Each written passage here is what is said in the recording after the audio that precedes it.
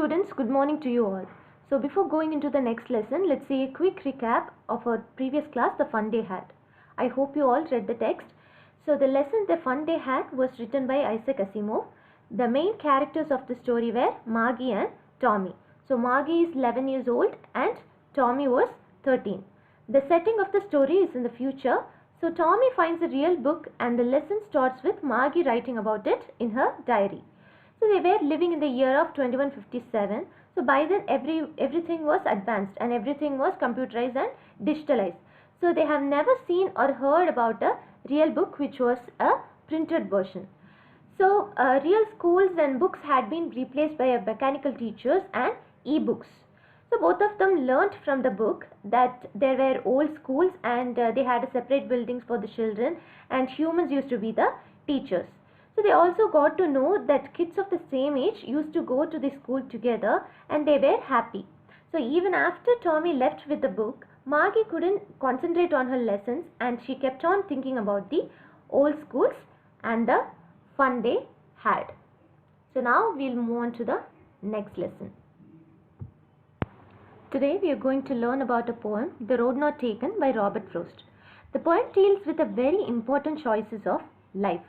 So most of the people make choices depending on the situations, but the results may or may not be good. So this poem advises that one should make wise choices, because if you make any choice hastily, it can spoil one's future. So there is a heavy mix of symbolism in this poem. So the road here in this poem symbolizes our life. So the important message the poet wants to give is that whatever choice we make has an impact in our future, and if we make a small wrong choice, we may regret it but cannot go back on it. So we must be wise while making a choice. Before going into the poem, we'll see a small introduction about the poet. The poem Road Not Taken was written by Robert Lee Frost. He was born on March 26, 1874 in San Francisco, California. He was an American poet. His work was initially published in England before it was published in America. He was known for his realistic depictions of rural life and his command of American colloquial speech. So colloquial means it's a local and ordinary language. So Frost was honored frequently during his lifetime and is the only poet to receive 4 Pulitzer Prizes for poetry. And he became one of the America's rare public literary figures and was appreciated by everyone. He was awarded the Congressional Gold Medal in 1960 for his poetic works.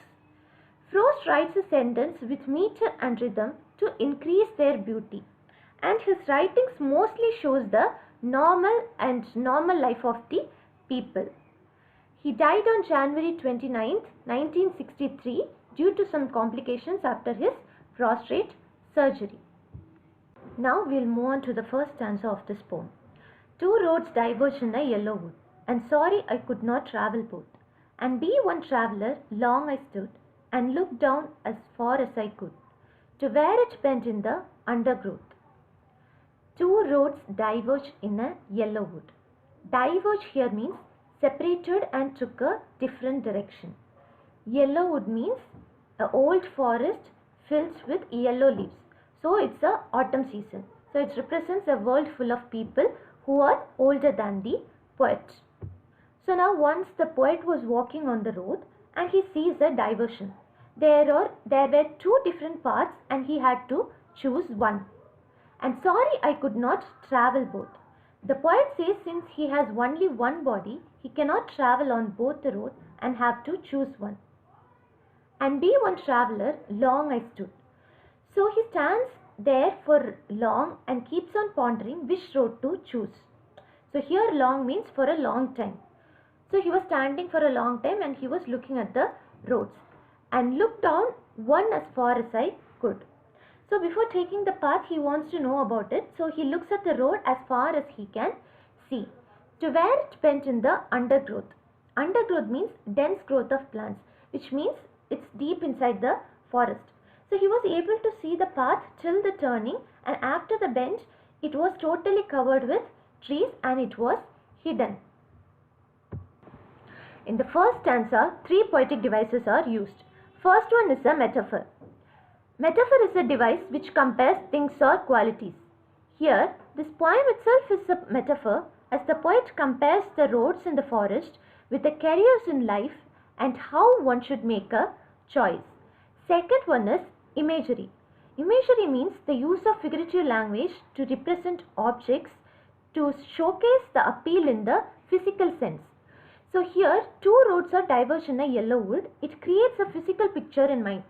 So we can easily visualize the two roads diverge in a yellow wood. Third one is assonance. Assonance is a repetition of vowel sounds in words. So in the same line, the O sound is repeated in road and yellow. So hope you all understood. So now let's move on to the next stanza.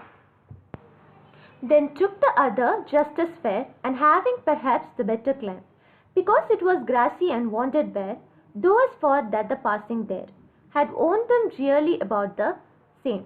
So here fair means as good as the other one, and climb means a better option. So the poet kept on looking at the path for a long time to check whether it is good or not. And after that he decides to take the other path, that is the other road, because he feels that both the roads were equally good, but for a better option he chooses the second one. So that path had full of grasses, which means the road was not used by many people, and wanted where. It means it was not walked over by many people. That is, the road was not used by many people. So after he walked on a path for some distance, he realized both the paths are similar. So both the roads were not used by many people. So even in our life also, we will be having some situation to make choices. So for every choice we make, we will be having disadvantages, problems, challenges. So we should be strong enough to make choices. Here in this stanza, one poetic device has been used, that is personification. Personification means a figure of speech which is used for inanimate objects, animals or birds for the humans. That is, personification gives human qualities such as emotions, desires, sensation, gestures, speech, etc. So here, because it was grassy and wandered where, and here wanted is a human need. So personification is used in this line.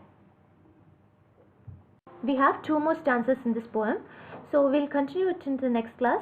Till then, keep on reading the text for more understanding. Hope you all understood the poem. Thank you for watching.